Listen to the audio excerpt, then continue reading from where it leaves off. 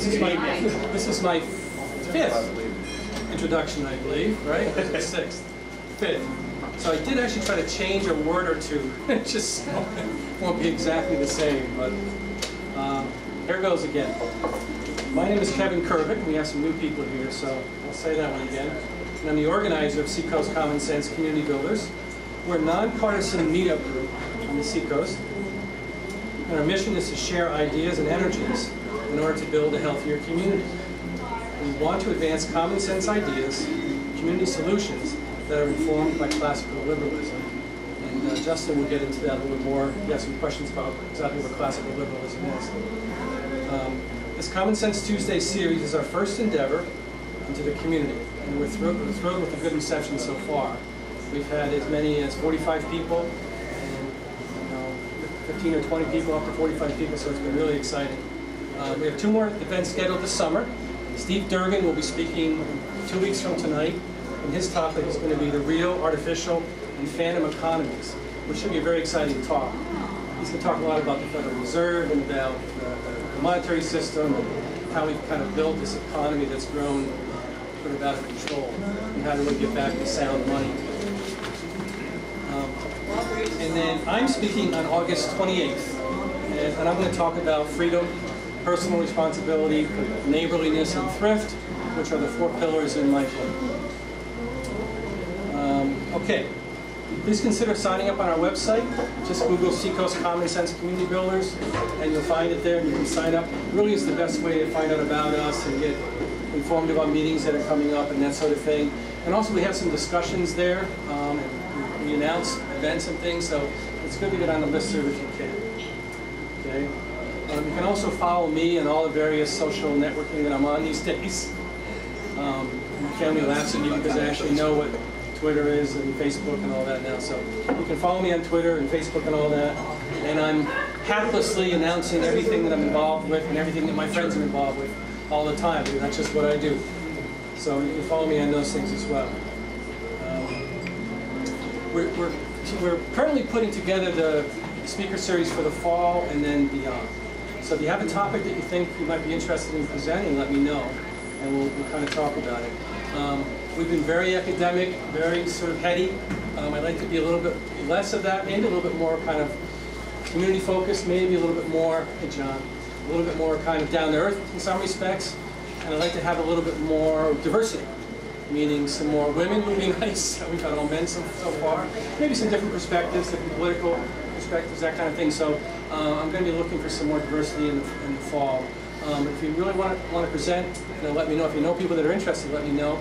We have no location set up yet, but we're looking for different places. We may come back here. We may do something different, but we're just beginning to talk about that. I would like to continue Common Sense Tuesdays well into the future, whether we spread it out once a month, once every 2 months, 3 or 4 times a year, but I would like to keep that concept alive. We're scheduled to go till 8 p.m. tonight. We've had a lot of good conversations so far. I suspect tonight will be no different. We may go less than 8, we may go a little bit over, we may continue here, we may go downstairs. Feel free to contribute, and we hope that it's a good evening for you. I want to thank Bill Hurd for volunteering to video again, and deal with all the various lighting issues and whatever else comes up. Thank you, Bill. And you can find the link to Bill's business, Speaking Photography, on the website as well. So please take advantage of Bill's services. Okay? I want to thank the Blue Mermaid for hosting us. Please patronize the Blue Mermaid. They've been very good to us. They give us the space for free. They give us excellent service. They're very, very nice people. So feel free to tell friends about them as well, and be kind to your server. Let me introduce tonight's speaker. I'm going to say something more. You can get up if you want.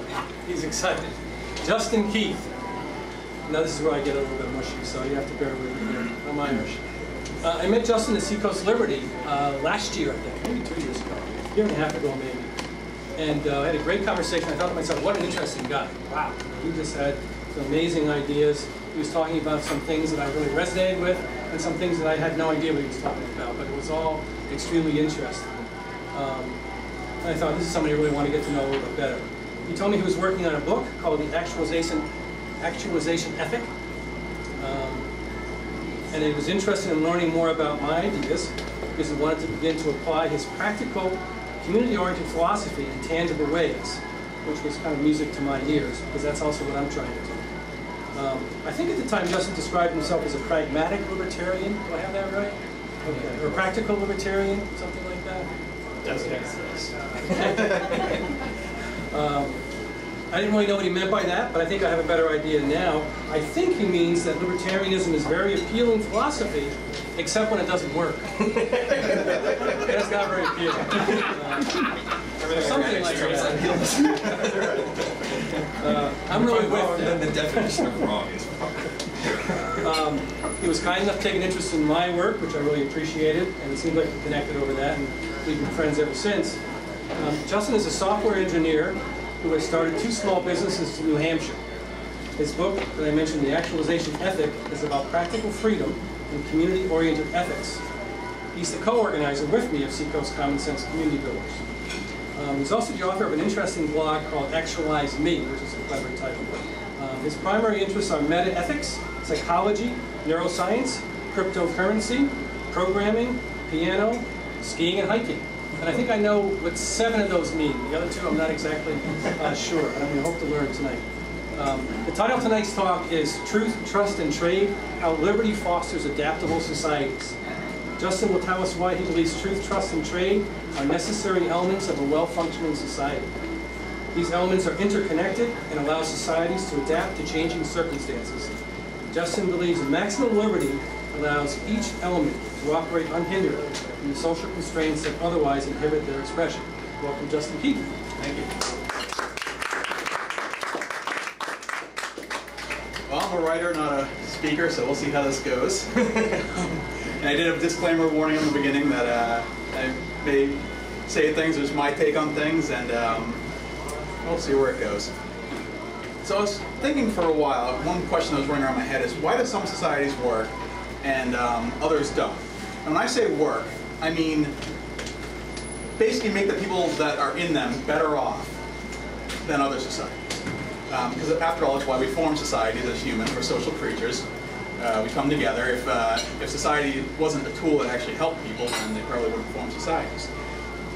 So what causes them to fail to adapt to changing circumstances, both external and internal? By that I mean if people inside the society decide that what they value over time drifts, it changes, all of a sudden the old rules, it can't be business as usual because the goals are different, so the means aren't necessarily effective. Or societies will find themselves in certain temporary or long-running hardships, droughts, wars, things like that. Some are able to bounce back quickly, or some are able to weather the storms, and some have a very, very hard time.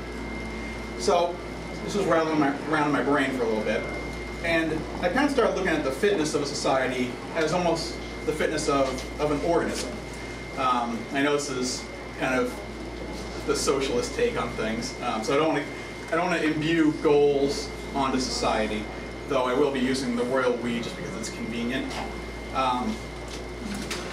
But our bodies are groups of little individuals working together, basically in cells, and they have kind of a common goal, which is survival. And it's not just survival or death. There can be gradations of health. There can be societies that that have gone totally extinct, but societies that end up getting pretty sick and are barely making it, subsistence societies almost. Even if they have all the same conditions, like look at like Hong Kong, they have no land basically, and they're doing okay. And you look at other places that have tons of natural wealth, and they're doing poorly. There's got to be something other than just what God put here.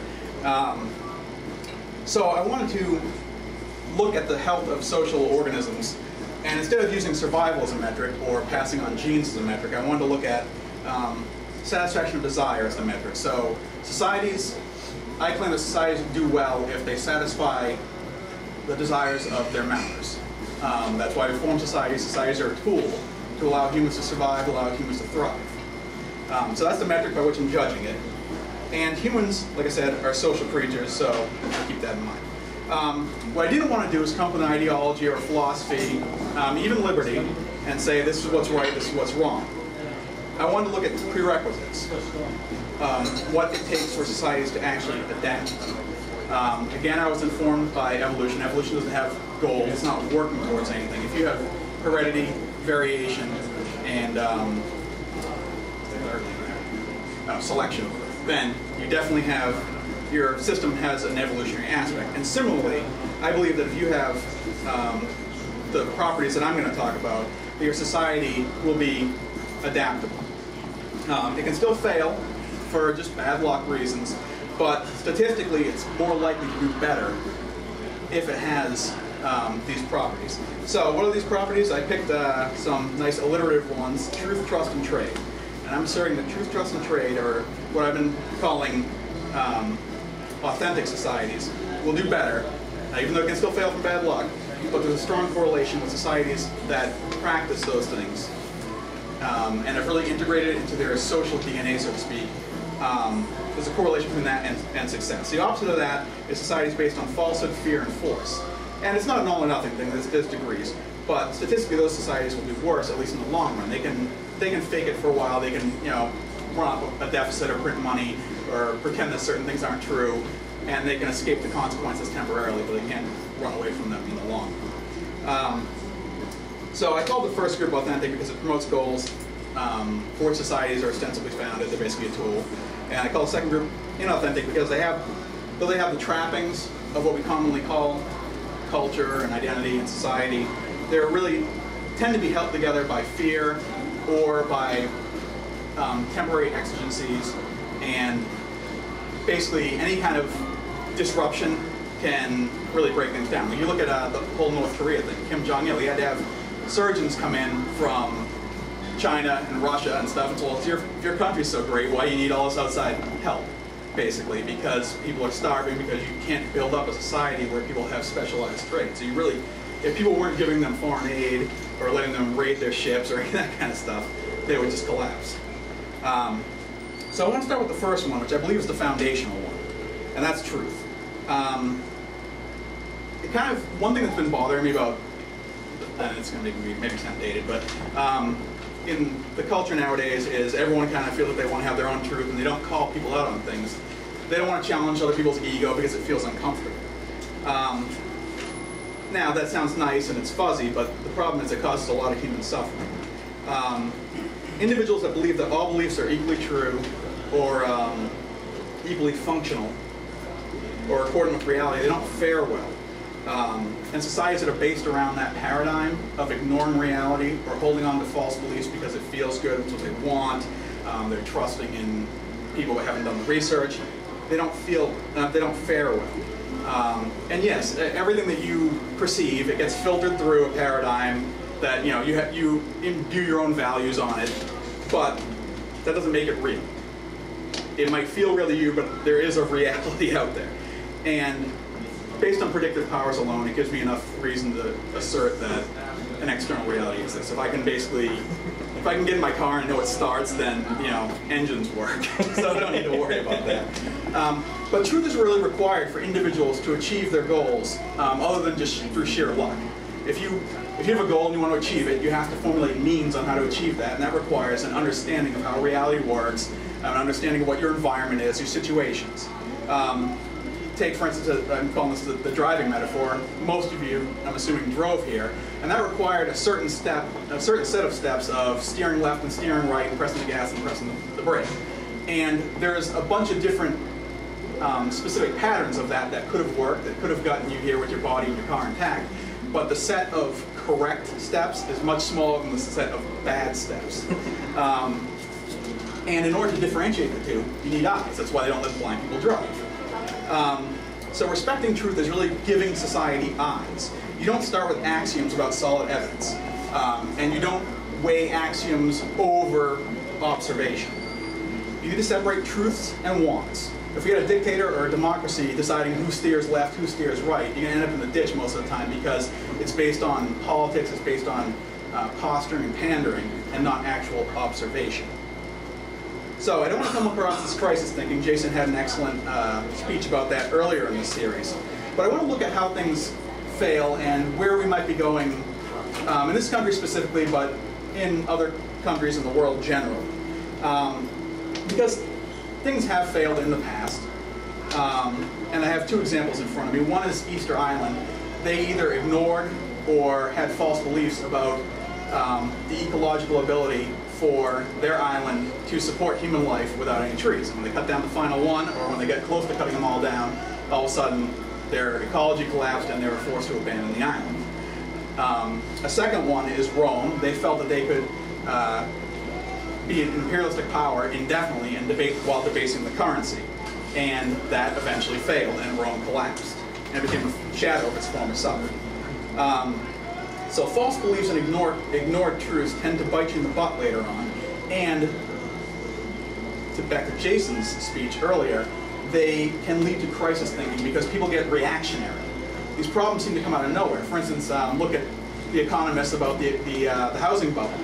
We had Ron Paul, we had a few other people talking about this earlier, saying, you know, this artificially low interest rates and manipulating the interest rate and manipulating the currency is going to lead to malinvestment, false price signals, and it's going to cause a bubble. But mainstream economists, well, either they knew and didn't want to tell people, or they just didn't know because they were living in a false paradigm, and all of a sudden, whoa, this problem seems to come out of nowhere. And then you need to find a scapegoat, you know, it's this, it's that, or we could have never seen it coming, now we need to come up with an answer really quick like the bailout and TARP, which are also bad ideas. But because you're on the spot, because you didn't plan ahead, because these problems seem to come out of nowhere, because you had a false paradigm, there you go.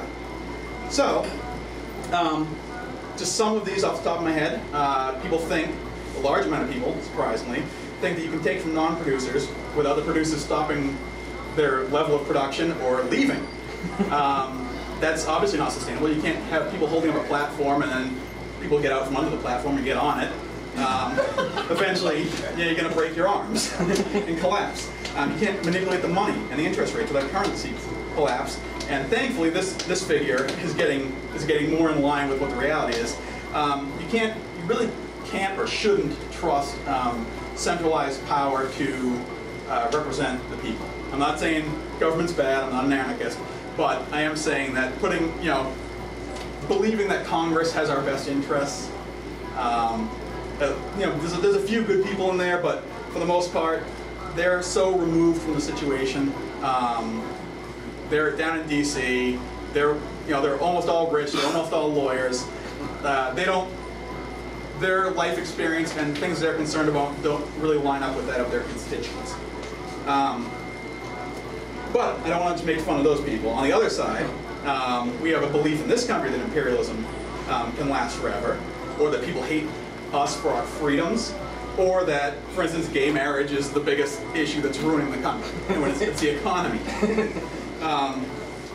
What I think it comes down to is that, in a lot of cases, people have unexamined truths that they hold on to, that they've heard, that they picked up during their childhood, or that people whom they respect, they kind of just fall into that. And a lot of times people believe what they believe because that's what they want to believe. Would you call those assumptions? These are, yes, everything I'm saying is assertions that may or may not be backed up in reality. Some of them are. I didn't make any footnotes though. So, just in my years as a human and observing humans, I've kind of seen that this is how humans behave. They kind of pick something that they want reality to be based around, and they kind of bring things through that lens, and they ignore, basically the confirmation bias syndrome. They ignore things that are contradictory to the story they've already sold themselves. One instance of this is the drug war. If people were actually honest about the drug war, we'd look at what Portugal is doing, because Portugal is beating America on all of the drug war's own metrics. But I think what's really happening is when people say they want to get tough on drugs, what that really means is they want to get tough on crime, or they want to, feel better about themselves, or they have many different reasons, but it's not actually about doing the things that are the stated reason for doing it. And the problem is that leads to people being untrustworthy, because you can't trust their stated assertions. You can't trust why they're actually doing something, their motives. So there's a rationalist who I really enjoy the writings of, called Eliza Yudkowsky. And he has a game which you set up called, is that your true rejection?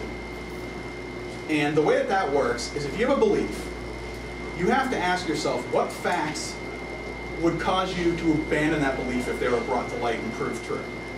If you don't do that, then your beliefs probably aren't based on fact. If you don't have anything that can talk you out of something, then you probably didn't have something that talked you into it, at least as far as an observation of reality. So I'm a big fan of the phrase that Ronald Reagan made famous, which is trust but verify. So you have unexamined beliefs, and you don't have the time and the wherewithal or the skill set necessarily. There's a whole bunch of different fields like chemistry and biology that I'm not versed in to seek out truth. But if you build a society, if you work on fostering a society where people respect truth, you don't have to do that as much. If people call other people out, it'll probably be called out before it gets to you. If you can basically get others to work on that and build it as a habit. It's one of those things you can't trust people to do things in the moment. You have to get it in their emotional core, so it's a reaction. It's a reaction and a proclivity to want to work toward truth and to call people out on things. So I personally believe that you should be skeptical of your own beliefs, but you should also be skeptical of institutions. For the reasons Kevin Carson points out, no one likes to tell truth to someone with a gun. And that can be an actual gun, or it can be a metaphorical gun if someone's holding a job over your head. So what happens is, the higher up in the hierarchy you go, the less connected to reality you are, because your subordinates tend to self-censor. They don't want to tell inconvenient truths. That goes for government employees, that goes for corporate employees. So things that are done top down, sometimes you need to do that. There are economies of scale, but they tend to be very disconnected from reality. Not only that, but there's only one perspective and one paradigm things being filtered through, and there's not a lot of back and forth to iteratively correct bad ideas and catch them early. Also, all bureaucracies ultimately tend to become self-serving. So that means if the truth will conflict with the survival of bureaucracy, then the bureaucracy will tend to lie to preserve its own skin. Another reason not to trust them. So basically, foster respect for truth and try to fit things, even if you don't understand them. If you understand a little bit of them, try to fit them into your framework. And if something smells off, you know, go from there. And one last thing about truth. Don't wait until the last minute, you know, with this crisis thinking thing. Try to solve problems ahead of time. I know it's very vague. And well, one way to do that is don't argue to win. Let things go back and forth. There's a theory called argumentative theory of reasoning, which basically says humans evolved the capacity for argumentation to win people to your side, rather than to actually as a tool for finding truth. And I think that that's not good. I mean, it may have worked in the past, but we need to actually try to be finding some truth. So that's my spiel on truth. Yes. Question about truth. Do you think truth is a casualty of complexity? I think that's part of it. As societies become more complex, it's more difficult to know, number one, who to trust. And I get into this in the trade section a little bit. And as things get more specialized, it's hard to know, it's hard to be an expert about everything. Like if someone tells me that DEET causes soft-shelled eggs or something in the bird population, I have to just believe them because I am not going to spend 5 years to become, you know, and then go through graduate school and all that stuff. It's just easier to believe. But if there are institutions which help foster truth, and there's a proclivity in the people generally to call people out and to really promote truth, then I'm hoping that if someone makes a true or false claim in a field that I'm not familiar with, it'll be caught before it gets to me. That's kind of the advantage of peer review, hypothetically.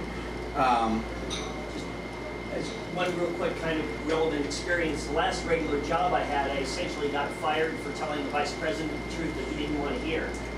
There you go. But later when I established my consultancy, he was a frequent customer and one of my best, because he knew he could trust me to tell him the truth. Wow. Huh. There you go. That's been coming full circle. And also, when you're talking about truth, you're talking about concrete scientific truth versus moral truths, because that's what you get into the problem of relativism. I mean, moral truths are very different. I have some interesting thoughts on that, which I don't necessarily want to get into it tonight, but I do think that ultimately morality at some point, no matter what it is, I kind of have a different conception of what morality actually is than a lot of other libertarian-leaning people. I think ultimately it has to be reducible or somehow conform or adhere or correspond to some part of reality, otherwise we're talking about something that doesn't exist. So I am talking primarily about scientific truth, but I want to talk about truth in general, like what's a good economic policy, which I guess that's technically scientific in a sense, but I believe that everything is subject to an empirical approach, even morality. That there are, depending on what your goals are, depending on what criteria you're judging certain things by, there are right and wrong, morally right and wrong answers. It doesn't necessarily mean that those goals ultimately are right and wrong. Like they don't necessarily boil down to anything. It's like, why is butter good just because it is, you know? It's like almost like one of those things. Why is murder bad? Because yuck, we don't like murder, that kind of thing. Or societies tend to fail, you know, so maybe there was some sort of cause in the past that got people on board about hating on murder. But, you know, ultimately I do believe it comes down to a distaste for things that we label bad. So, on that, yes. But as far as as far as trade goes, societies are cooperative endeavors. So,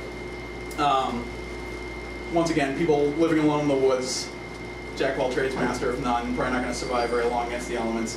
People come together to work on, if not common goals, at least compatible goals. And that kind of puts everyone in the same boat. People rise or fall together. Yeah, there are people that are more well off or less well off, depending on what your metrics are for judging that. But if society generally goes downhill, it tends to bring everyone down, and if society gets a lot better, it tends to bring everyone up. Not necessarily by the same degree, but at least somewhat. If I had to pick something that I would identify as the social fabric, I would say that it's basically trust. I would say even more so than identity or culture, because yeah, identity helps you determine who's the in-group and who's the out-group, but if you can't trust your in-group, then you're really not gaining anything. So it has to start with, okay, I'm in a cooperative endeavor. Can I trust this person not to stab me in the back, steal my food, so I can create wealth and those kind of things, so I have to, you know, spend all this money guarding it. Without trust, there's really no ability to have long-term stability. There's no ability to have long-term planning, and most of the efforts aren't directed into creating wealth, but rather into protecting wealth. People won't produce more than the bare minimum they need to survive because it just costs more to protect, and you're not going to trade it anyway because you can't trust the people you're trading with. So you're going to basically tend to make it all for yourself, and you're not going to make a whole much more because you need to, you know, find a way to guard more stuff. Obviously, that's at the extreme end of the scale, and on the other end, you know, total trust, you can leave your car unlocked and everything. And somewhere in the middle, people start producing less, and people spend more effort trying to protect what they've created, and maybe aren't necessarily taking the initiative to make more than they kind of really need at the moment. And all organisms, societies included, require an iterative process to basically assimilate information, whether that be what people actually want or what the external environment's like, and, you know, the monetary environment, the war environment, the actual physical climate environment, to correct itself. It's basically a big state machine that kind of needs to keep going back and forth. And sorry, I was actually getting into trust a little, trade a little bit. But that is basically what trust enables. It enables people coming together to share ideas, to share products, and hopefully compete a little bit, come up with some better ideas, and get closer to what actual people want and adapt to the external environment. I believe that trust, it's difficult when the economy is rough. I used to pick up hitchhikers sometimes because, you know, it's near UNH, whatever. But the thing is, now the economy's worse, I'm like, I don't know if I want to do that because they're more likely to be stabby if they're poor. But the thing is, that's when they most need a ride. It's like, when they're poor, that's when they need a ride because, I mean, granted, we have coasts, so, you know, I don't know if that's free or not, but The thing is, a little human kindness when people are down really counts for a lot. But it's kind of a perverse paradox where the worse off you are, the more you need trust, the harder it is to build, and the more valuable it is to have a proclivity to trust people. And that's why I believe that trust should be given by default. The default should not be, oh, I don't know this person, I don't trust them. The default should be, I trust this person until proven otherwise. And yes, that can get expensive sometimes. You can get burned on that. But you start in small groups, like what we're doing here. We're getting to know each other, at least where we stand on certain issues.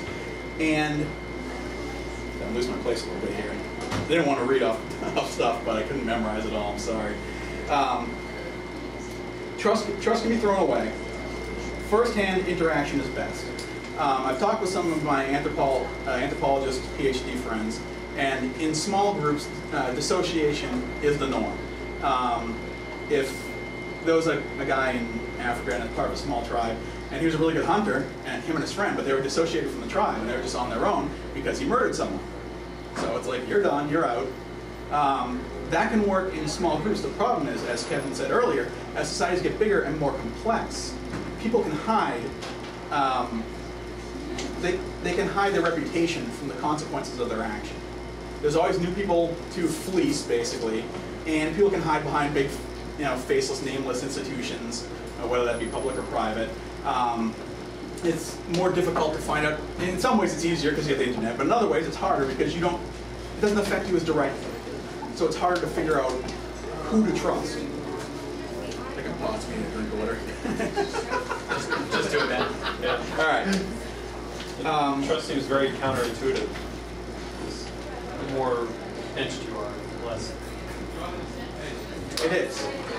The problem is you have to do things in the reverse order because, for instance, what happens, the reason why we have all these crazy laws is because someone did something stupid at one time. Yeah, Like what happens, like there's a law, I think it's in New Hampshire, I'm not sure, you can't ride, or maybe it's in Iowa, you can't ride your bicycle backwards down Main Street.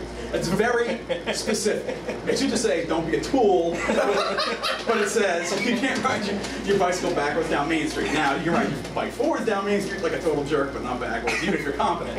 And you know what happened was someone did it, on a dare probably, and they wiped out and got hurt, and the lawyers got involved, or the soccer moms or somebody, tried to sue the town. Town's like, well, can't let this happen again. We'll make a very specific rule that doesn't really solve the problem, but it looks like we're doing something. It only solves that one thing, so we can check it off the list of things we've done for this month. But also, like, that's where government would come in. You told the guy you were going to pay him tomorrow for the groceries, you didn't, so now he didn't pay, now the government, that's...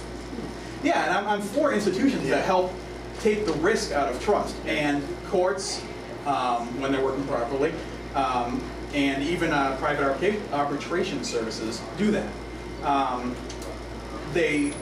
One thing I think would help without having to necessarily have as much of a powerful enforcement arm would be to basically have a more transparent society when people know more about everyone else, at least their reputation. So if someone fleeced someone over there and then they can't hide from their reputation, which is one of the reasons why I think anonymity is a little bit overrated, especially in a complex society, then it's easier to build trust. But you can do it through institutions also. But getting back to the stupid law thing, in order to reverse that, you have to just trust people first and then unwind the knowledge. So would that not be the definition of faith? It is. It's not entirely unjustified belief. It's not entirely unjustified. It's not unjustified belief. Most people will rise to the level of what you expect from them over time. And those... So it's manifestation, maybe not faith. Yeah, I guess you could say that. People that continue to ride their bikes backwards down Main Street, if they're not bailed out for being stupid, then they get filtered out. Either they end up spending a lot of money, or they, it sounds cruel, but I'm all for personal responsibility. You gotta, not be an idiot. So yeah, it is unwinding it a bit. That's a necessary component. And it is kind of putting the cart before the horse. But we got into this going in one direction. We can't get over there by going in that direction still. We have to just back it up. Without trust, people tend to have a wait and see attitude. Like, oh, well, let's see if that guy gets fleeced first. It's hard to form business relationships. It's hard to form all those kind of things. Thankfully, we have institutions and contract law that definitely help with that. But there are also private ways of helping to solve it too. And getting back to the point where hard times is where it's really important. Like, you know, people especially fans of zombie movies and stuff, they like to think about what would happen in a collapse scenario because you get to wear leather and have a motorcycle and a dog and a shotgun. And that's much more exciting than the truth of what would actually work. People that fortify, yeah, you can have a bunch of ammo. I mean, I have guns and ammo, great, whatever.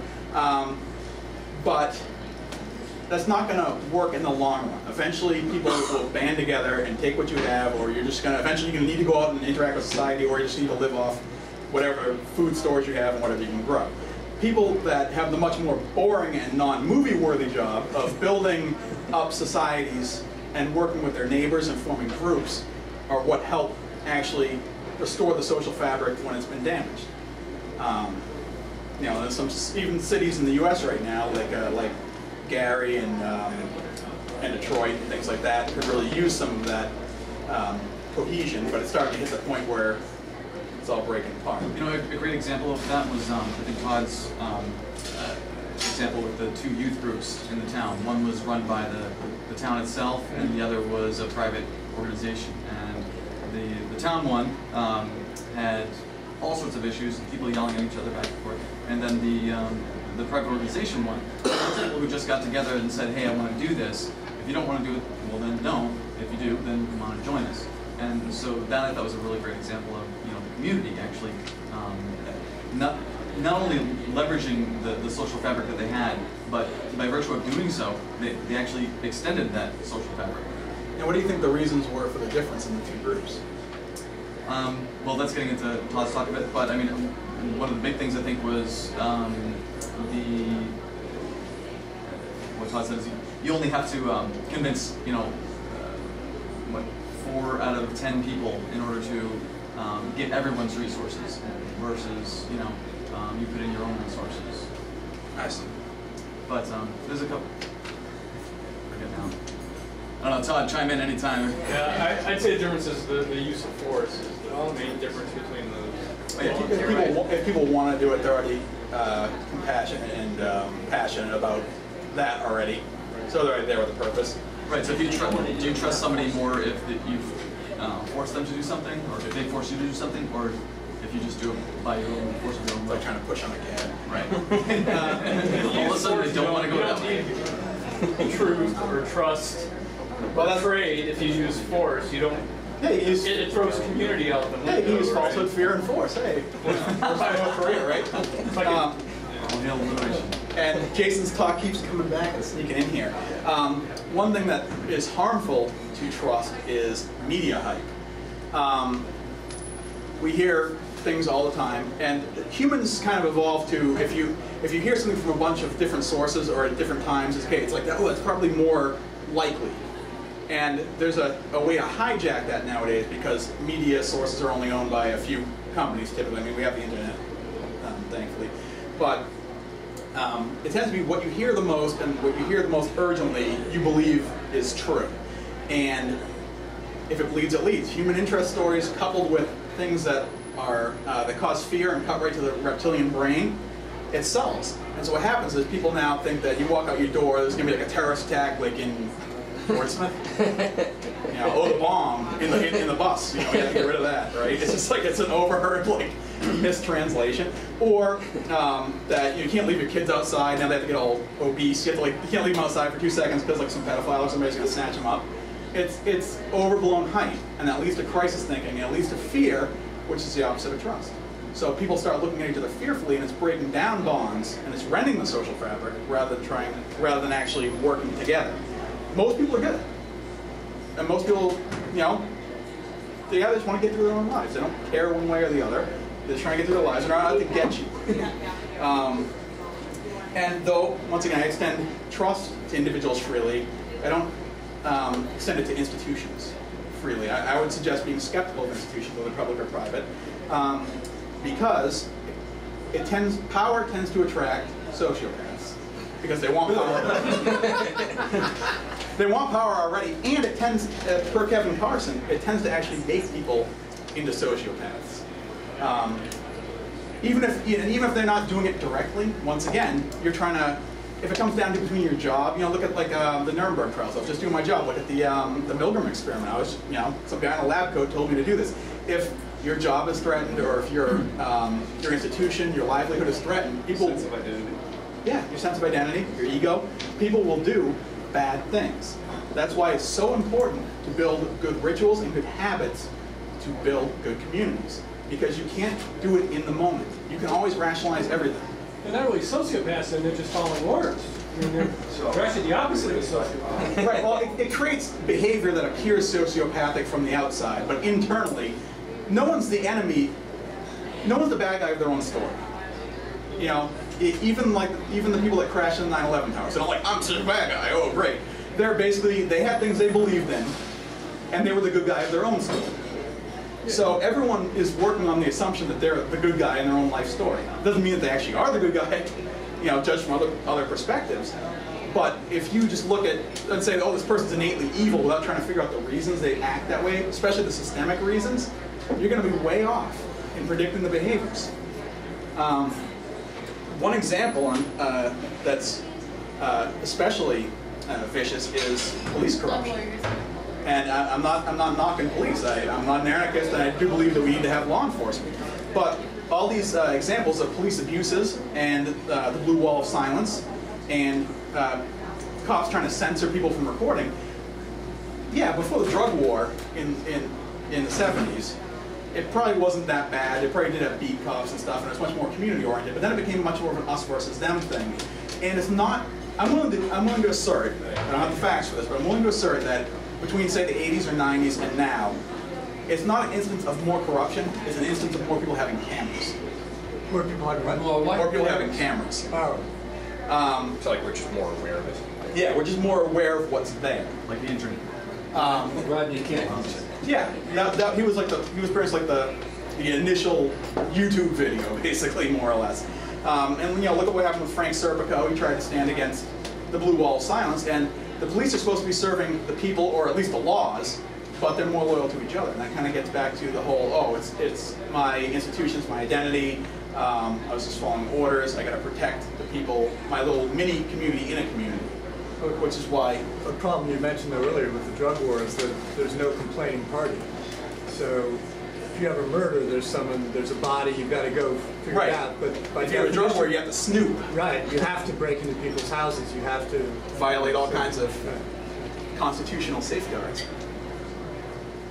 And untrustworthy public institutions are particularly pernicious, especially in democracies. Because in an autocracy or a straight-up dictatorship, people can separate corruption from power. People are in power because they're king. People are in power because they can seize power. And maybe they're corrupt, maybe, there's been benevolent kings. So you can separate those two. But in democracy, if people get ahead by corruption, and that's seen to be the way to get ahead, it actually starts corrupting the people. It has a corrosive influence because you start to say, well, this person was stupid for not taking this opportunity. Yeah, he might have screwed a few people, step on a few backs and shoulders on the way up, but he was stupid for not taking that opportunity. And when people identify with the government, with that which is corrupt, or public or private institutions, they start to be okay with it. And once the people get corrupt, it's over. Society starts to dissolve. It can carry on for a while. It can carry on past greatness. Rome coasted for quite a while.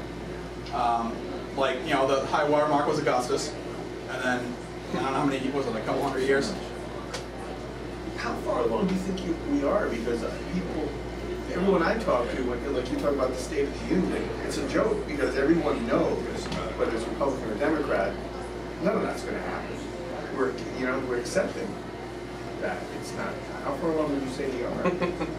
Further than I would like. That's the politic answer. But you're saying that's it. That's an indicator of major. It's a major indicator. People are starting to live in fantasy land. We're starting to say, I don't care anymore. Whatever. I'm just going to go do my own thing. And that's the time that people are coming together to actually find solutions to problems. But we're like, well, this known corrupt institution, and like I said, not all government's bad. I'm not out to poo-poo government. It's private corporations are a lot of the problem too. Well, they're the same model, right? Same model, bureaucracy. So what are Scum rises to the top. You say people are taking a wait-and-see attitude. What are they waiting for? But they're basically expecting more of the same, so they're waiting for more of the same. Is that? I would say either things to get better or shades rebelling, but I don't know. I think a lot of people actually don't know. They aren't well versed in economics. And the worse conditions get, the less time you have to seek truth. You come home at the end of the day. If you're working like a double or something, you just need to. And especially if you have children and you're working a double, you don't have time to be going on the internet and be like, oh, what's the truth behind the Fed? No one has time to do all that. I'm lucky because I work in the IT industry, so in between when I'm compiling something, I can let's look on Reddit for this thing. But I really do sympathize. I don't blame people for their ignorance if they haven't been exposed to things. Right. I blame people for knowing about things and not doing something about it, if it's easy to do. And I recognize it's difficult because my wife and I just bought a house recently, so now we're invested, and that's good. You should be invested in your community. But now I have more to lose if I am the squeaky wheel. If you're what? If I'm the squeaky wheel. So that's squeaky too. So it's tough. It's a tough balance, and I really do understand that this is a difficult task that's before us. If saving countries and your community was easy, we wouldn't appreciate it because everyone would just do it. It's respected because it is hard. It does take sacrifice. But anyway, get on the trade really quickly. This one I didn't have as much time to work on.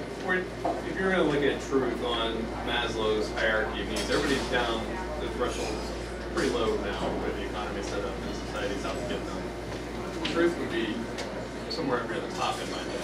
Yeah, middle of the top. But the problem is, once again, truth allows you to affect your goals. So without an understanding of truth, at least at the fundamental level, these berries kill me or not, then you're not going to get anything. Actually, I would argue that it's probably closer to the bottom because if you want to eat, if you look at the food pyramid, you want the grain and stuff at the bottom. Then you're not going to get that by yourself. You need trust in order to be able There's a difference between actual truth and actual value and perceived value. Like of truth, truth is important for the entire pyramid of Maslow's needs, but people don't necessarily see that it's important. Or they don't think of it in the conceptual manner, like, oh, I see these berries over there. They don't think that that's a truth, an observation. That's just walking, Truth tends to be more highfalutin, at least how people conceptualize it. That's just my guess. But on to trade. Trade really is the engine and the expression of society. If you live in trade, you really couldn't live above subsistence level. Everyone would be a jack of all trades. That worked in there. There'd be no idea sharing, which actually is the fastest way to correct bad ideas, is to spread them out amongst people that have different opinions and different life experiences. And be like, wait, I remember that thing, it didn't work for me. And, let's discuss that, let's discuss why. Culture wouldn't spread, there'd be no bonding rituals, and basically, there'd probably be no society, or what we would consider society. So when I speak of trade, I'm speaking of it in the broad sense, not just, here's a widget, here's some money. I'm talking about association, interaction, trading ideas, trading culture, language, bonding rituals. But trust is really necessary for that. You're not going to go near a guy who might stab you. You're not going to make a bunch of products or food that you're not going to use, but you don't think that you can trade, or gather up a lot of food that you then have to protect, even if you're going to use it for yourself and your family, assuming that the cost of protecting are proportional to the amount of stuff that you're trying to protect. With more trade, you get more specialization. Societies can get more complex. I said faster. Bad ideas are fixed faster, and that's one of the reasons meritocracy and localization work. Is that in a meritocracy, people that have the good ideas, as judged by some sort of metric, that's the problem with doing a meritocracy in the public sector, is that you're kind of forced into a certain paradigm. Good ideas tend to float to the top through an iterative process of trade and exchange of ideas, And with localization, people can do things that are right for them, for their community, but not necessarily the country as a whole. So trade is the iterative process of correction, and it's a big stabilizer because it makes people more useful to one another, which then gives them an incentive to work to create institutions and systems that help reduce risk for trust. There's that saying, I don't know if it's true or not, but no two countries have McDonald's have ever gone to war with each other. If it is true, there's a reason for that, because other people become useful to you rather than just impediments and noisemakers that get in the way. They actually become useful to you through trade, and so that helps actually foster trust. So it kind of backtracks. But and I didn't have enough time to put the rest of this up. But so how truth connects to trust is because you need truth to actually know who to trust. People need to have reputations, and you need to have a way to actually discover the truth of the matter, whether it's before, which is preferable, or after in litigation. If not, you can't really establish trust. So basically, society without truth, society becomes partly blind to its internal workings. And this is one of the things I think is most important with truth. Without truth, you need to be honest with yourself. I call it owning your values, or realizing why you're doing things. If you can't do that, you're going to probably do the wrong things. Again, people can't trust you if your stated reasons for doing something are not congruent with how you're actually behaving. Case in point, drug war. And so society will actually become partly impotent. So cover the arbitrarily. Sorry. That seems really important to me, is to trust in your own self. If you don't trust yourself, you can't can't trust trust society, others. and you can't start with trusting yourself. There is no start, it seems like. You have to trust yourself first, because necessarily by trusting others, you are trusting your judgment and trusting others, so you necessarily have to trust yourself before you can trust others. And But it has to be real trust. You're like, going to you have doubt yourself, but then you have to have faith to carry that trust through. There is the Indiana Jones leap onto that little hidden rock thing. We do have to unwind it a bit, and it does require, for lack of a better word, faith. Believing in something that, though we have a pretty good expectation that's reasonable, we don't know that for sure.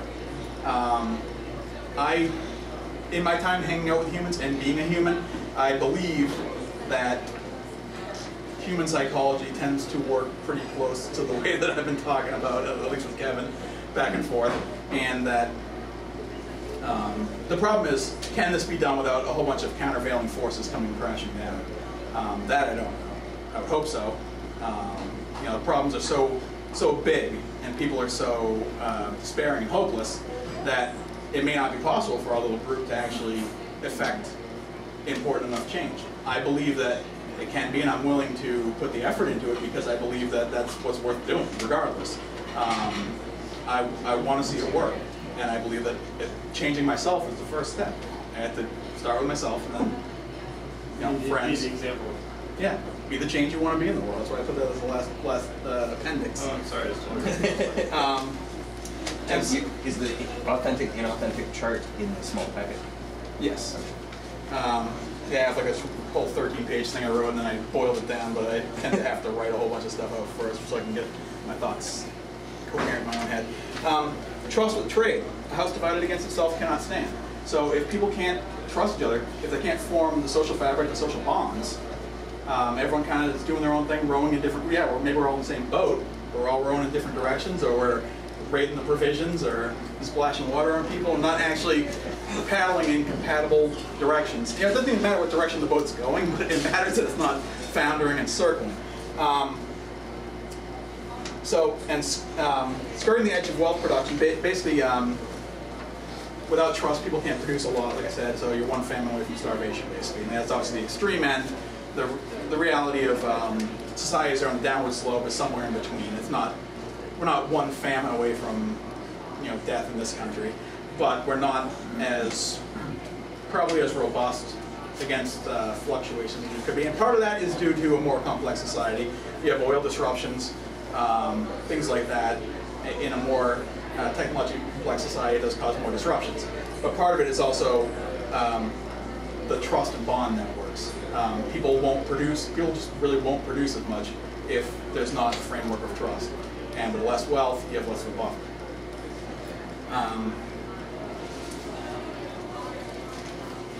You mentioned that the disassociation was an important. That's an important tool for. It seemed to be one of those fear factors. People are afraid of being associated, so they're born to society. All societies necessarily impose values. I believe that society should impose a minimal amount of values that require them to work, but we all do it. We impose a value that murder is wrong, or theft is wrong. Those are values that are still imposed. Other people may or may not agree with that, so we are harming others by forcing them to kind of come into our fold about not murdering and not stealing when they would rather do those things. It's true. But, so what? You have to force some people, they're going to have to lose.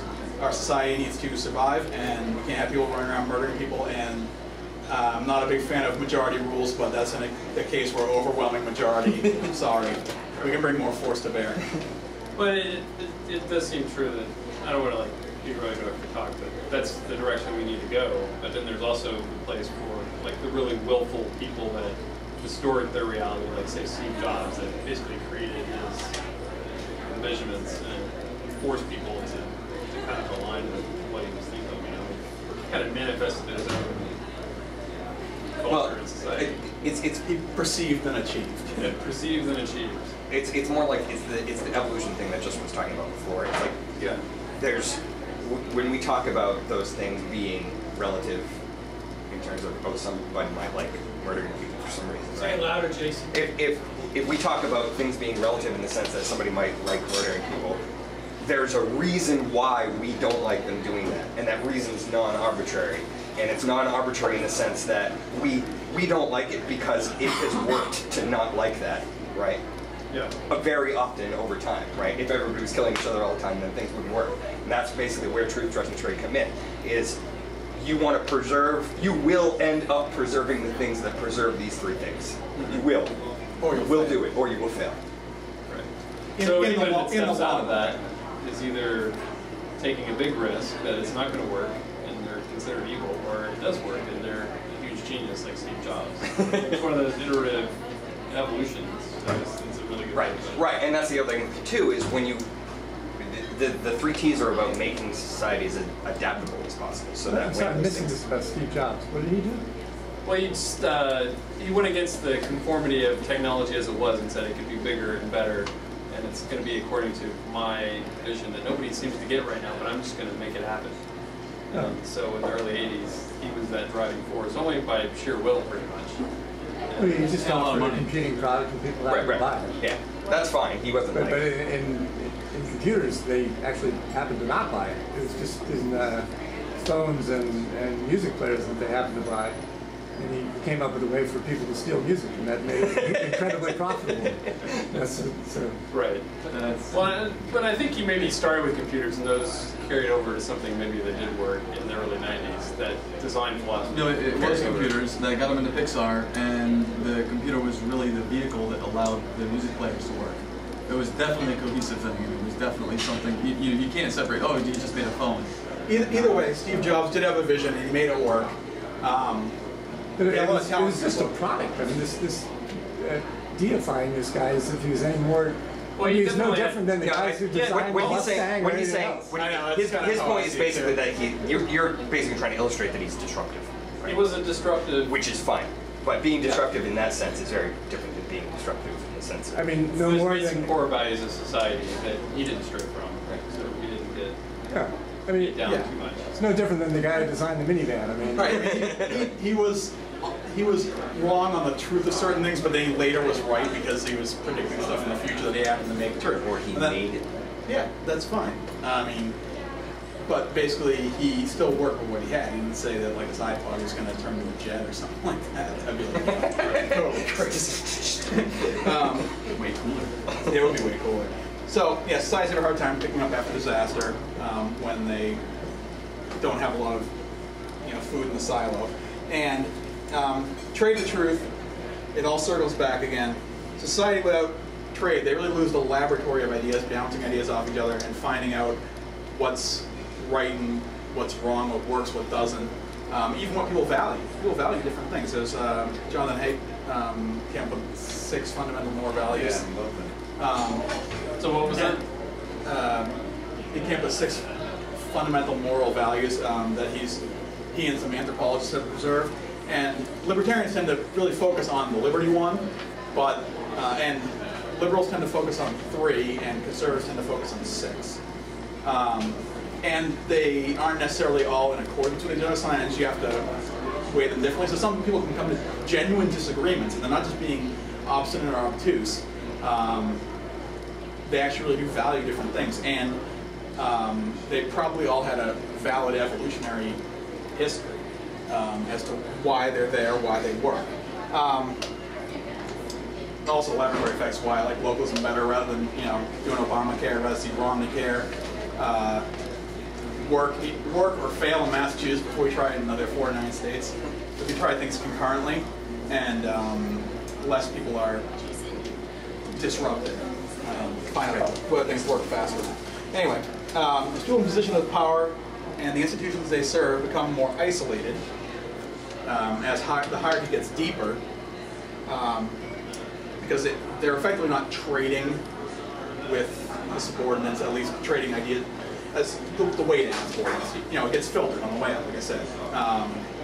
People don't like to tell the truth to the person with the gun. Self-censorship. So, such institutions, especially if they have a lot of power, tend to become functionally insane. And there's a lot of functionally insane institutions in this country right now, both public and private. Basically, as I said before, unhealthy societies that don't have a lot of leftover time because they're working doubles, because the economy sucks, because there's no trade, because there's no trust, because there's no truth, don't have a lot of time to work on discovering truth because they're busy. So that pretty much wraps up how they connect. And the situation now, just there's 2 pieces I want to tie up. Situation now, I would say that truth, people in this country and the world right now, though I am hopeful with the millennials, and some of them anyway, they're more content to live in a fantasy world and with comforting, unquestioned beliefs rather than challenging themselves and those around them, calling them out, basically. We have a culture now where shame is generally avoided. It tends to hurt people's feelings. I mean, I'm very sensitive to other people's feelings, so I tend to be kind of a peacemaker. But one of the skills I need to learn is calling people out, even if it's hurtful. Like, you can do it tactfully, but the fact that people slide, look at the case with the cigarettes thing that happened. Exactly. What cigarettes? This person, everyone was right and everyone was wrong in that situation. That was the really neat thing about that. But this person, it was somewhere further north in New Hampshire. They wouldn't sell cigarettes to someone that was buying with an EBT, and they got fired. I mean, it was technically legal, but they were standing up saying, "No, I'm not going to friggin' pay for this." But it went to Massachusetts, where then, because they had the same issue there, people were abusing these EBT cards, and the governor comes out saying, I don't want to hurt people's feelings, I'm paraphrasing, we don't want to shame people who are getting these benefits, and it's like, but they're getting tattoos, they're buying porn, Shame is a way to bring people back into the fold without having to beat them up, more or less. So, it's true. But is it that people don't call people out, or that people who are called out don't really feel shame? There are, and not just people who are trying to use EBT cards, but people in general, Wall Street people, this and that.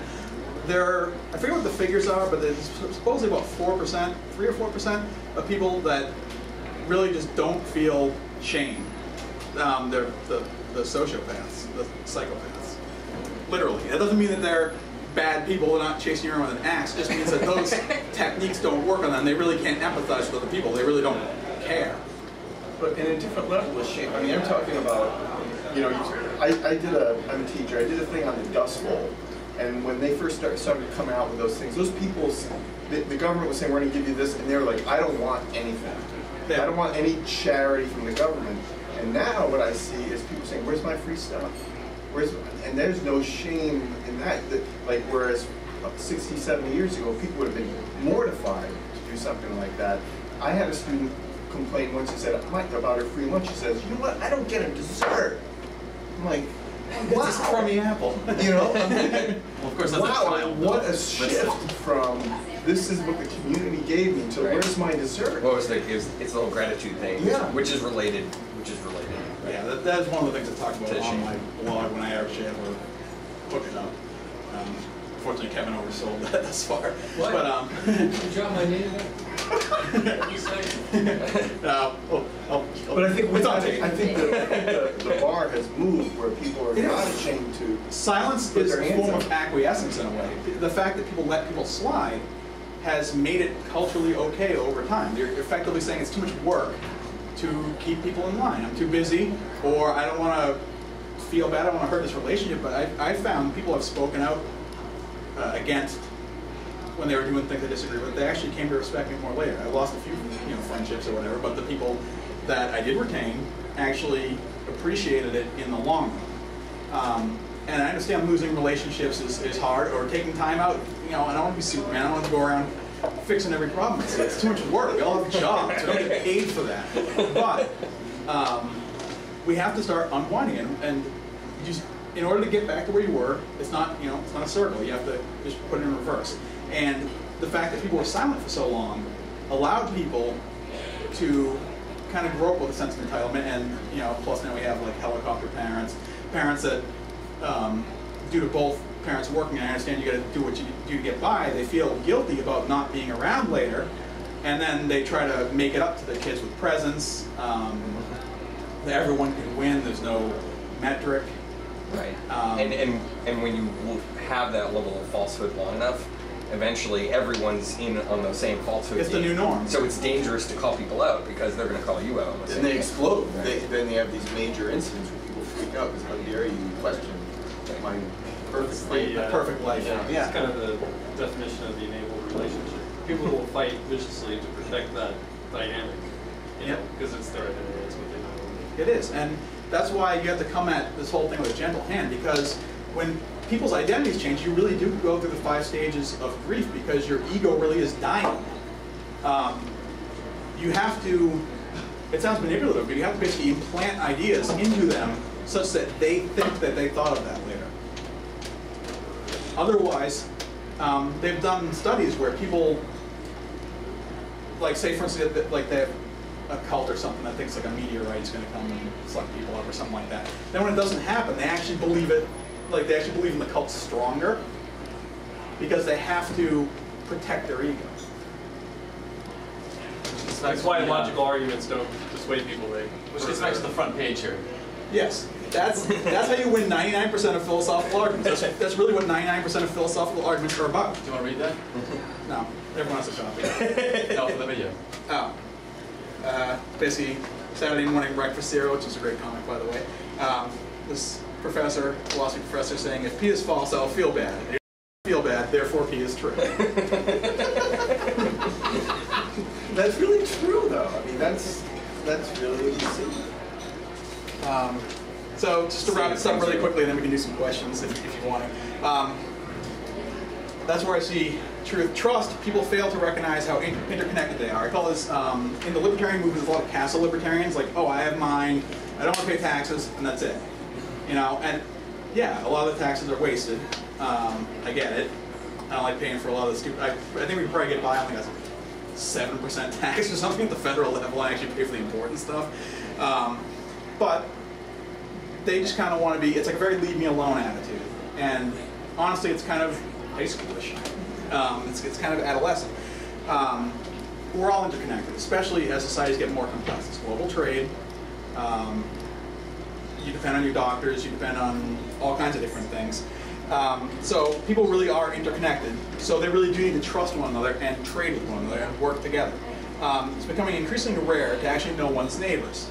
People live in, they go to work, they hang out with their friends, and they move to suburbia, and they're in these little boxes and they never know anyone else.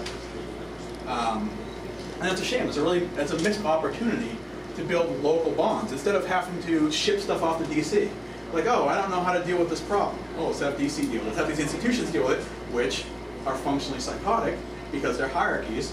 And I really suggest everyone read Kevin Carson, Why Hierarchies Create Cluster Fs, because it just lays it out. So people are looking to big government and big business to solve their problems, or possibly, as Mike was pointing out, give them identity, rather than trusting themselves and those around them. People are becoming anxious and pumped full of stories which make them fear other people, because if it bleeds, it leads. Human interest stories are great, especially when they can just bypass the neocortex and go right to the reptile brain. Like, oh my god, pedophiles, oh my god, terrorists. And then trade, face-to-face conversations are disappearing. Everyone's on Facebook, and it makes me sound dated. Everyone's on Facebook and Twitter. There's too many internets nowadays. Well, internet or no internet, what is true is it's not in the face-to-face conversations. It's the neighborhood stuff you were talking about. It is, but there is a component to face-to-face, which I think is actually really helpful. And people are retreating into echo chambers instead of sharing ideas and cultures. I mean, I'm guilty of that too. I'm on Reddit. I'm the moderator of several boards on there. And Reddit, on Reddit.com. It's a news aggregator. I tend to stay in like libertarian, geo-libertarian, market anarchism, philosophy, those kind of boards. And so I have to go out of my way to hear differing opinions. So it can lead to like a big echo chamber. Everyone pats everyone on the back, like, "Oh, you're so in group," and it becomes like a big ego-boosting thing instead of actually seeking out the truth. And rituals are becoming monetized instead of being used for community building. If you can make a buck off it, look at these like big mega churches. People want to have a sense of belonging, but there's a buck to be made there. It's not actually about, it's about trust in me, or trust in this system, this institution of institutionalized religion, or the preacher, certain religious authorities, rather than trusting in one another and working to solve common problems, because that is one of the benefits of religion, as far as its practice, is people are coming together. There's a need there. It's just the way it's dealt with, it tends to be poor, especially in like the mega churches and stuff. Well, the mega churches offers, they have better charlatans. There you go. That's what They're training. they're smoother talking. They're So the people should make an effort to be counterintuitive and trust, and also to be counterintuitive and seek out those adaptive challenges. It's counterintuitive, but the thing is, I don't expect things of other people that I'm not willing to do myself. I have to try this counterintuitive thing and try it out myself.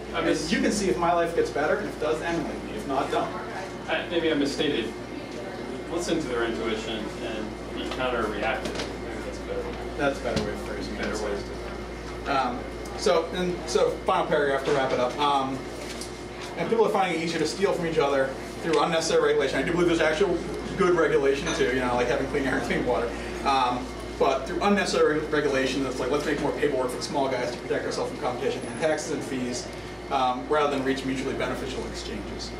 And so Kevin built this as a talk about how liberty fosters these things, and I haven't talked about liberty really at all in the official part. As far as Q&A, I did a little bit. So I threw this part in at the very end as an afterthought, because I kind of changed it a little bit without actually talking with you. I'm like, oh, it actually went out in the newspapers like that. So what's the role of liberty in all this? Forgive me. So, for instance, this group tends to be pretty liberty focused. And this talk was originally built as a way for liberty to promote adaptable societies. And I did deviate from that a little bit, like I said. But still, at the close of the statement about why it's important to defend liberty, Jonathan Haidt thing, it's not the only important value, but it is a critical value to hold when operating in an authentic society.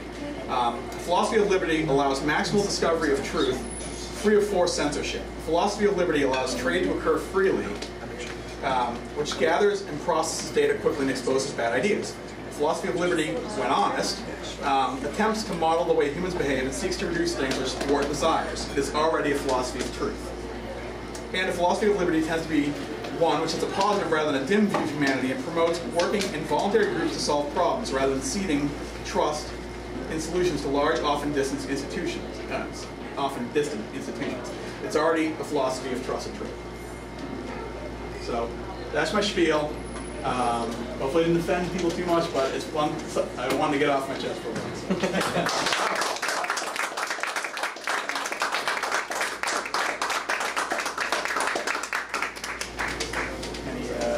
Q&A or? You must kind of have blog is still a work in progress? Yeah, there's really nothing there. I subscribe to your blog. I made the outlines, I just didn't, and I made like outlines in the actual pages, I just didn't. What's it called again? Actualize.me. Actualize.me. I didn't put any content up yet, just notes, and I can't really hide it yet. I have a question. What is Portugal doing about their drug ordinance feeding us? So, Treating as a medical problem. Decriminalizing things that shouldn't be Schedule 1, like marijuana, and for things that are harder drugs, working with people to help get them off. And once that forbidden fruit angle's gone, once people can actually get help instead of getting arrested, drug use goes down. Not to mention the fact that And the cost way less, and you don't have to violate the 4th and 5th and all kinds of other amendments. So, those institutions that have this hierarchy, we say will attract sociopaths. Law enforcement would be one of those. Definitely. Yeah, I mean, like I said, I'm not poo-pooing cops, but it's a matter of institution. Once you give people power over others and allow them to kind of do it without consequences. do it without consequences. Well, but there are consequences now, particularly now with video cameras. Right. Yes, that's actually helping to But change. that's it. why it's pissing them off. But like, for instance, like look at how pissed off people got when that cop got doxxed a while ago. Where Okay, what? there was a cop at one of the Occupy protests, and I forget what he did, but he did something that was actually bad. It wasn't the guy that was spraying those people's shirts. Yeah, so they released his like home information. And people got all pissed, oh my God, you can't do that. It's like, why? It's public information. It's like maybe he should think that there might be consequences in his personal life. Are you suggesting that people should be vigilantes? I'm not saying people should be vigilantes and go like egg his house or whatever. I'm saying people should follow him around saying shame, shame on you, and there should be costs in your personal life. If you do something bad. But if you have a large institution like the police force, there has to be some institutional response to bad behavior. We're not relying on individuals to. Oh yeah, no, you can't rely on that. But you know what? That helps. And if So when they release- you're dealing with a situation where you have like a blue wall of silence and you've got a whole squadron that won't do anything about it because they're protecting themselves, Well- it's up to us at that point in time to say, maybe sit in front of the guy's house with a sign that says you shouldn't have done this. Not necessarily, do anything to hurt the So what do you guy. think about but- releasing George Zimmerman's home address, or what was supposed to be his home address? I'm not. Well, that's something where it's like innocent until proven guilty. But not in the case of. Well, so actually, I'm actually glad you brought that up, because one of the things that I wanted to mention about truth, and it relates to trust, is that fundamentally, when we're talking about this, the truth should never be dangerous, right? that's my If stance, something too. is true, then there is no reason why everyone shouldn't be able to know it, right? That's my stance Plus, too. what, with the CIA? No, well, Yeah, if the everyone CIA stopped doing crappy things in other countries, then I guess we wouldn't have anything to worry about, right? It's not the thing the cops and the government use on us. You got nothing to hide. You got nothing to fear, Right, right? I'm against the CIA changing governments, but you don't want to have a spy service at all. Yeah, they don't have to get it out there. They don't have to let the information out there. But if I find out about it and tell people, TFP. Well, how are you going to find out about it? Yeah, there you go. Well, It's that's all not the separate. issue, right? If you do find out about it, that's what it's saying. Yeah, right. It's like, it's So- true, you so- can't like... So control. during World War II, there were things that you don't think would have been harmful to the Allies to have been released. A lot of bad publicly. things probably wouldn't have happened. Well, a lot of bad things may have happened, but hopefully they'd be in a case where they don't tell people. Let's say that the Julian Assange of the age found out that they had busted Enigma, that they had broken the Germans' code, and they publicized that. Would that have been a good thing to do? Probably not for the U.S. How about the practice D-Day invasion that went wrong? I don't know if you know about that. They had a practice D-Day. Well, they had a phony. They had a phony D-Day. A lot of people were killed, and it was a big disaster. Or kicking the Okay. people off the atoll But islands. if we had the internet back then, D-Day could have been blown. That might not have happened. Well, you also can't really look at these things in a vacuum. If you have a situation already built up where bad things are going on because there isn't any truth, trust, and trade, then you can't just flip a switch and say, oh, well now. But I was just trying to see. So you're arguing that anything that is true It's one of the should be cases. disseminated. I'm not saying it should be disseminated. I'm saying that There's no harm from disseminating it. I'm not saying there's no harm either. I'm saying that You said that. I'm okay with it. No, I'm not saying. I'm saying disseminating. I'm saying the consequences of letting the truth out are better than the consequences generally of. It's one of those things. If Cost-benefit analysis. cost-benefit analysis. If you train people not to lie, even if they occasionally tell the Nazis that Anne Frank's in their attic, it's still better. So when the Brits had the dead alleged British soldier wash up on the beaches of Spain with the papers indicating they were doing something other than what they were doing, that was a bad idea? No, you can in war you have to do what you have to do. War is winning through smashing cars together, basically. It's winning through force. When diplomacy's gone, all rules go out the window, which is why I think it's kind of hypocritical that the U.S. is against chemical weapons. Let me agree with you. Can I agree with you for a second? We have, in family therapy, we've basically eliminated truth. We've decided truth is too scary or too unattainable, so we've eliminated it. So most therapy today, and with couples especially, is water down the truth, compromise. It's pretty much the whole approach. Okay, look, we don't want them fighting, so let's water down the truth, compromise. Whereas I've developed a model that I try to use that's very explosive. It's access, revelation of truth, well, containment, access, revelation of truth, and reconciliation.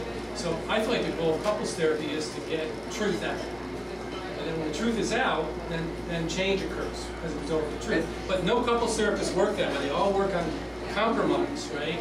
Watered down truth, relativism, there is no truth, make everybody kind of get along. So I might feel like that's a microcosm of society. Because truth is, it is explosive, it's very scary. In some places I'm in favor of it, but I mean, there's certain things that, What's interesting about what you say, Kevin, is that gets right back to what Justin was saying in the beginning about the blind economy. I mean, if you're dealing with false information and you're making decisions based on false information, then things can happen very easily. However, if you get the truth out there first, and then, okay, yeah, there's some bad information there and some bad things happen because everybody knows what the truth is, then you can actually properly deal with things and make not just good bad results. things, milquetoast things.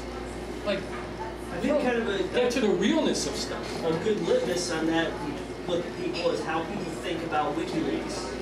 Yeah. right. Yeah. Is that a good thing or is that not a good thing? And there's a real polarization between people who think that Manning was a traitor and that WikiLeaks should be shut down and that people could be endangered by these facts being known, as opposed to people who think that it's important to keep an eye on the government and expose these misdeeds, even if there may be some side effects. Right. Yeah, WikiLeaks is actually a great example. I mean, I obviously come down on the side of that. I think people should watch that Chopper video where they, shoot people, because that's the reality of war. It's not a video game.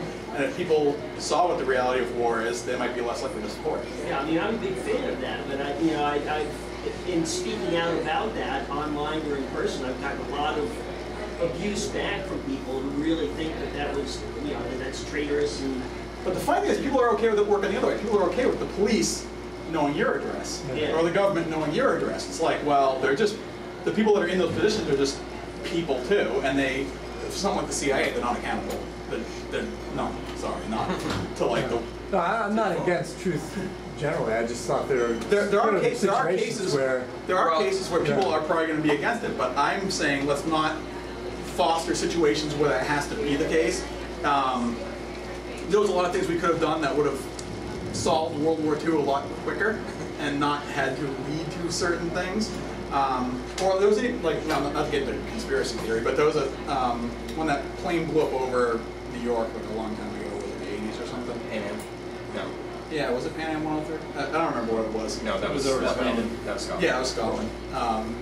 It was over New York, and the kooks thought it was a Navy missile. Right, Yeah. Yeah, but it's supposedly That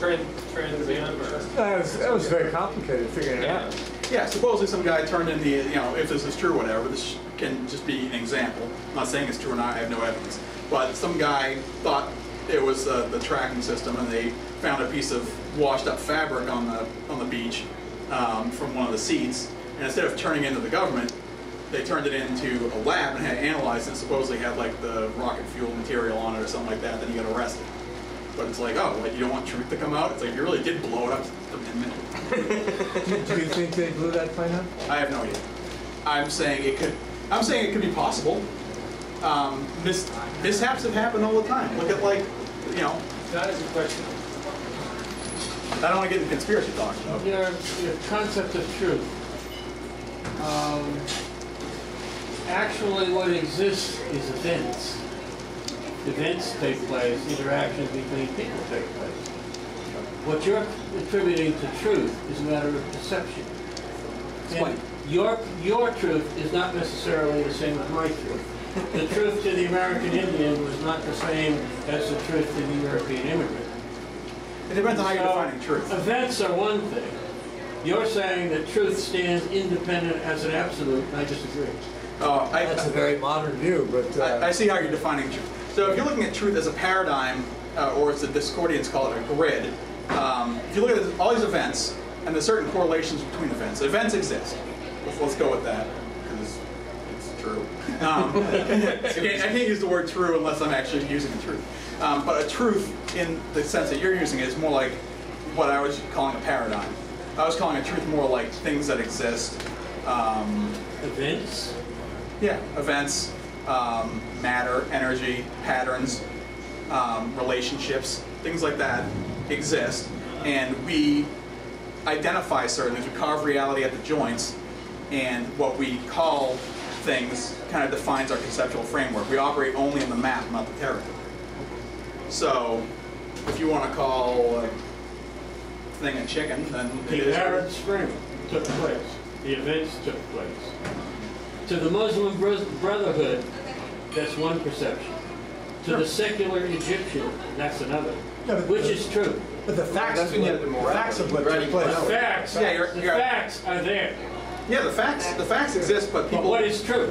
People add values on the issue of value. Yes. That's what you're talking about. Yes, when I say truth, I'm not talking about a philosophy or a paradigm. I'm talking about the facts. So maybe I should call it facts, but that wouldn't be alliterative. So, so each individual tells their story, their experience. Their ego story. Their ego story. Their experience, no matter how hard or easy it was. That's their truth. But there are facts, if you want to, if you're calling truth what I was calling paradigms, then yes. But there are facts of the matter out there, and you can get them right or wrong. It's like news. I would like my news to come in two segments. I would like my news to come, this is what actually took place. A, B, C, D, E, at such and such a time, such and such a time, such and such a time, such and such. And then after that, I don't care who analyzes it.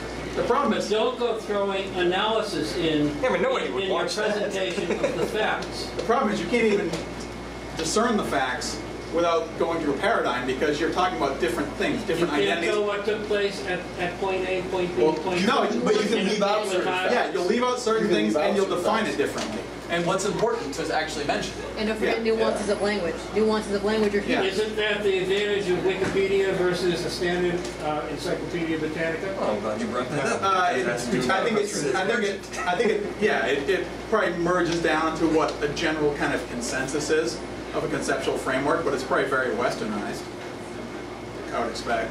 It's a lot better written, too. When we're talking about truth, we're really talking about being honest with yourself. When we're talking about truth, we're really talking about being honest with yourself first and foremost. Well, that's a different concept than truth. Well, I tend to come at things from the programmer's perspective, where I handle like Boolean logic, so I'm just like, oh, true, false. So you're looking at it more from the philosophical paradigm perspective, and that probably is a better use of the term. So just when I say truth, I wasn't saying the same thing as what you're saying. So I'm saying more facts, that there is a reality out there. I believe in that. There's an objective reality. It exists independent of our perception. Right, if all humans died right now, it would still be there. The Earth would still be spinning. But it does. I had one question. You talk about large institutions as being inherently distrustful, essentially, whether government or private, yet there are a lot of things in the modern world that will not be done by a small institution. Right, I'm not building computer chips or my criticism of it is not a criticism of. It's like saying Hitler killed people, but he painted or something. You know, it's like I'm not saying that big institutions aren't necessary in certain areas. I'm saying that they tend to structurally be problematic in discovering truth and being trustworthy. Just because they're mathematically not good at it. Well, kind of to dovetail Well, with what do you Ted mean they're said. bad at discovering truth? I mean, Intel's a large organization. It's very good at figuring out the truth of how to make computer chips as well as possible. I mean, what do you mean? Well, Intel, they branched off from Fairchild Semiconductor, so that organization, that culture with Fairchild, they weren't seeing the truth the same, so Intel went off and made its own truth. But, you know, I don't want to get into the details, but take it, Honda's very good at figuring out how to make engines as well as possible. I mean, I don't. It's not that large institutions are inherently lousy at doing things. I mean, it depends on how they're structured, but they tend to be. I mean, depends on how they're what's structured. lousy about Honda? Honda's good at figuring out engines, but maybe they're not good at reading the market. Maybe a smaller company like the Tesla, the Tesla Motor Company could compare Tesla with Honda. Yeah, Honda's more reliable. But I'm saying it's easy in bureaucracies to kind of get stuck in a way of doing things. Honda makes really reliable cars. I have a Honda, but they're really generic. Maybe they're missing out on things they could be doing, but aren't because they're kind of those ideas get shot down. Honda 2000 was generic. 2000 was okay. The Honda robots. Will you stop bringing up outliers? Well, no, I don't understand. I mean, But over time, the impetus, the mass of that untruth will collapse that business. Right. And so that's why. How about IBM? They've been pretty good at what they've been doing for 100 years I now. think what we're saying is why aren't there more Hondas? Why aren't there more IBMs? IBM's gotten past in a lot of areas, and it tends to be what happens now, at least with large. But they've been very successful at saying we're not doing this well, we're not competing well, and going to another area. They have been really good about reinventing themselves. I will definitely agree with that. And a lot of the ability for large organizations like that to survive right now have been like patent sharing agreements and stuff. But I'm just very skeptical of the idea that a large institution is inherently less good than a small institution. It has to do with the way they're structured in our definition of Well, if they have a strong, right? So I would say if they have a strong CEO that can tell his truth that permeates through. Okay, the but whole IBM's been around for 100 years. Not They've even had a actually. ton So, of different CEOs. all right, so I'm actually an organizational Wait, Jason, design. speed, accountability, and context. I'm actually an organizational design guy, Okay. right? So it really depends on how they're structured. So when we talk about large institutions, there are our perception of a large institution. If I look at IBM, I think, oh, it's IBM, it's this giant hierarchy. It's really not. They have recognized the advantages of feedback and accountability and adaptability. A lot of small And groups all you need is those feedback structures. You need the trust and trade, right? But it seems that, I mean, But the more all that interests me about these stocks is basically policy. I mean, because I'm not. the more hierarchy you have to go through, the less likely it is to work with. So if IBM, if they have branch divisions that come up with products and can release them autonomously, or with basically just a quick write-off, then that will probably work as essentially an umbrella corporation that has tons of small companies in it. Okay, but what I'm getting at here is that, you know, most people here are libertarians, and there's a real bias against large institutions. And is that based on just like that you don't like large government, and therefore you're attributing all these values to large institutions, when in fact the problem with our current large government is probably the single biggest problem, is that our elected representatives are open to basically open bribery. And that because there's so few of them. There's so few of them for the amount of people they represent. No, but I mean, Is large always bad? Is large, I'm not saying large is always bad. But from the political standpoint, is the fundamental problem with the Congress that all of these guys, because they run for re-election with money they raise, are essentially open to bribery, and as the rules keep getting looser and looser, it's bribery without even accountability. I mean, at this point with the internet, we should be able to see at any time. We should be able to look up Representative so-and-so got this much money from this person who works at this company. Unless you're going to have open access to their bank accounts for the rest of their lives, it's not going to happen. Well, no, no. We've changed the laws. We now have laws that say that anyone can give unlimited money to support a candidate and can stay secret. But laws don't really matter at that level because there's 100 ways you can get around it. The laws have changed, and even when they weren't, you can get a consulting gig after for a really cushy. Okay, but whatever they were before, it's. That doesn't matter. The only matter is how much power they have. That's yes, Jason said before, if you want to get money out of DC, get a lot of power out of But DC. we're always going to have an attorney general, and we now have a guy who's saying he's literally going to spend unlimited money to try to replace Obama partially perhaps because he could be charged with a crime. They're doing tons of things at the federal level that probably shouldn't be. It should probably be done more locally because it's much more difficult to bribe the guy in New Durham, New Hampshire than it is to bribe. Is it?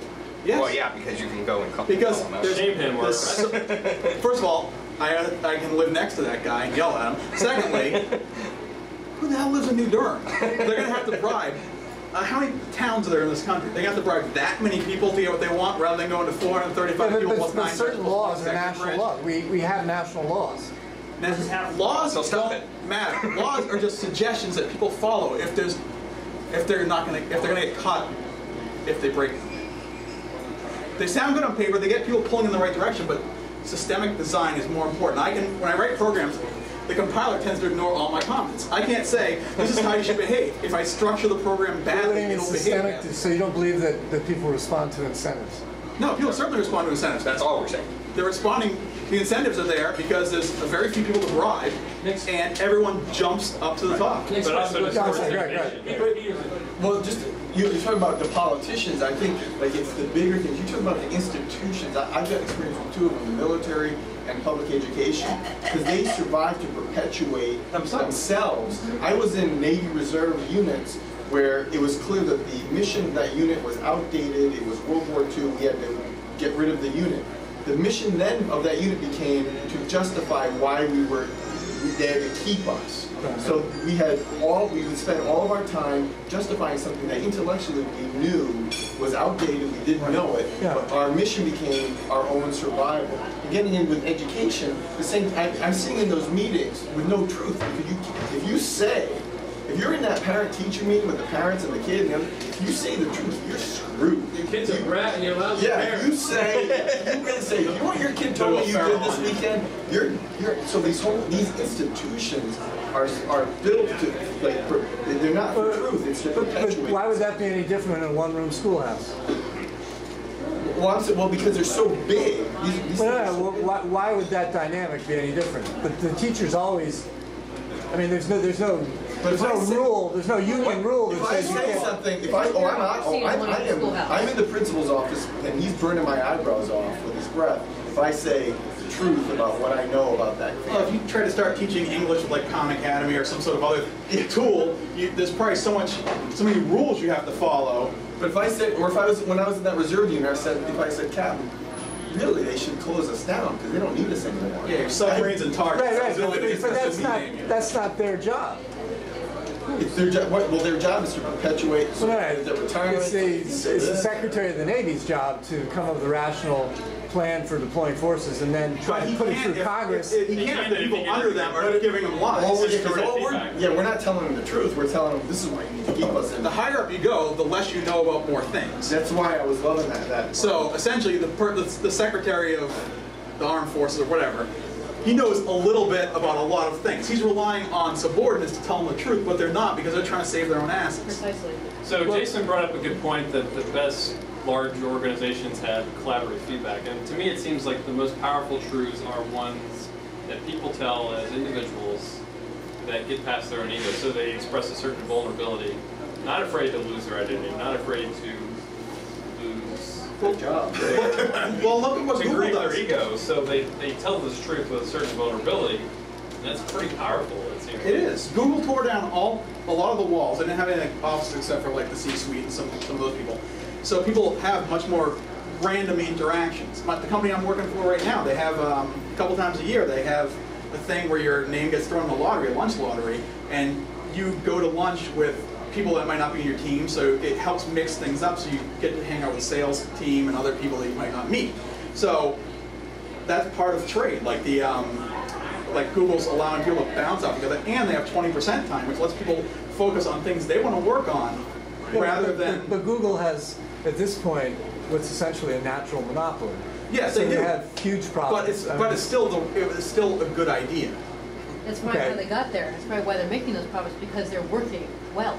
But look how monopolistic Microsoft was, and now it's the still monopolistic. Apple ecosystem. They still got 90% of the personal computer market, and they still make terrible software, and we still have to buy it.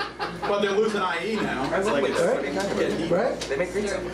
Microsoft? Oh yeah. Question. Really? They make great. I love OneNote. They make great developer software. I mean, how many operating systems have they come out with that are slower than the previous one? That's hard to do with computers. I mean, it's really hard to do. Windows 7 is actually pretty good. 2 operating systems. And apparently the new one's not better than the old one I think either. there's something about the United States that they were less truthful. And I'm asking because, let me finish my, I went to a cross-cultural thing one time, and there was a woman there from another country, I think it was the Netherlands or something, and she said, you're very phony. Nobody tells the truth. I think New Englanders are better about not being phony than This other was places. Pennsylvania, and she said that in this country, if somebody comes out, like if she had a girlfriend or something, and she went to get her hair done, in this country, people say, oh, that's really nice. She said, back in the Netherlands, if your friend came by there, you would say, that's ugly, that's terrible. Or how are you? I'm fine, just protocol. She'd say, oh, what is your hair? It's terrible. But she said she noticed in the United States that people were just afraid to tell each other. I forget what culture this is, but There's there's something within the United States. I remember seeing one of my favorite cartoons was labeled New York and California. And the Californian one, the person was saying, have a nice day, and thinking, fuck you. Yeah. And the New York person was saying, fuck you, and thinking, have a nice day.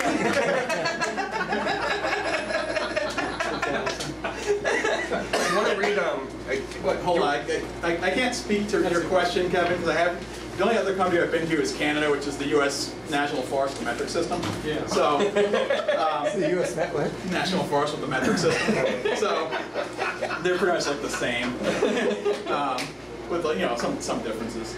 Yeah. But what was the first part of your question? Sorry. I'll blab. Oh, as far as people being phony. Yeah. I do think that there's the U.S. in particular.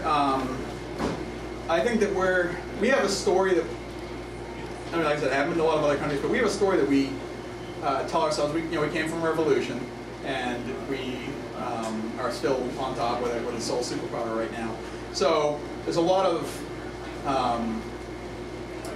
a sense of an expectation of greatness there. But it's an expectation that may be built on past efforts. Like we're still expecting to be great, but not putting in any effort that allows greatness. So I think we're kind of coasting on past. Well, I think the bigger problem in foreign policy is not that we're coasting on past greatness, but that there's this assumption that there's always been a force for morality, which people in Iran and a bunch of other countries is not true. Are calling us on that. The group came up with that day was that because we're such a diverse country, we're the most diverse country in the world, or second most to Canada, or whatever. I almost think we're too large as a country. We're large, we're very diverse, and that we're like a hairpin away from like revolution at any moment. Like, so that, that we're like really afraid to offend each other because we're like always. Well, you're protecting So yourself. when you have more cohesion, less diversity, is more trust. But all the research shows that more diversity is harder to manage Right. trust.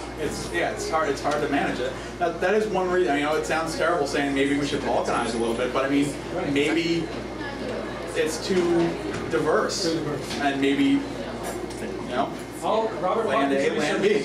Button's research is clearly saying that the more diverse we've gotten, the less social cohesion, less people vote, less connected to their community. Sure. That, diversity is our strength. It's really kind of a misnomer. Diversity is a huge challenge. We recently lost the e pluribus unum, phrase. They redid that. So Where did they redo that? It was like a couple of years ago, last year. What do you mean? It's not on the money anymore? No, I thought no, it's not the official. it's not the official mantra or whatever. national motto. or whatever. At least that's maybe I'm recalling it wrong, but I'm pretty sure it's true. But I would suggest checking out Kevin Carson for. He does a lot of structural analysis on institutions, including private institutions, and where problems come in. The only other thing I'd say is that your statement that voluntary trade raises all boats, is not necessarily true. I mean, obviously, garment workers in America are a lot worse off than they were prior to us importing most of our clothes from Asia. And if your IT job were farmed out to India tomorrow, it will be at some point. which could be for, you might feel differently about it as well too. So. There are definitely winners and losers from trade. Yes, there are. But there's comparative advantage though too. There is comparative advantage, but in the United States, where we're simultaneously outsourcing as many low-skilled jobs as we can, and basically letting in an uninterrupted flow of low-skilled labor, it's a tough country to be a high school graduate in. Things like that, I would ask, why do you need a job? Not having a job should actually be an ideal, in a sense. You should, our job should be community building. Eventually, okay, basically look at it this way. Mexicans are cheap Americans, Chinese are cheap Mexicans, robots are cheap Chinese. And I can't tell if you're joking or not. No, that's what eventually robots are going to pretty much do a lot of things. Okay, but in the meantime, we've got a real problem. When that happens, if we don't start fixing some of these structural problems, Very much repeat that was we have technological unemployment, we're going to have some problems unless we actually fix some of our tax structure and some of our social structures. Or perhaps some of our trade rules. No. No? So That has nothing to do with it. That has nothing to do with the fact that... No, it has to do with Guys, outsourcing. we should wrap the formal thing up in a minute or so. Yeah. All right. Carry on down. That was my speech. Keep going. This is philosophy.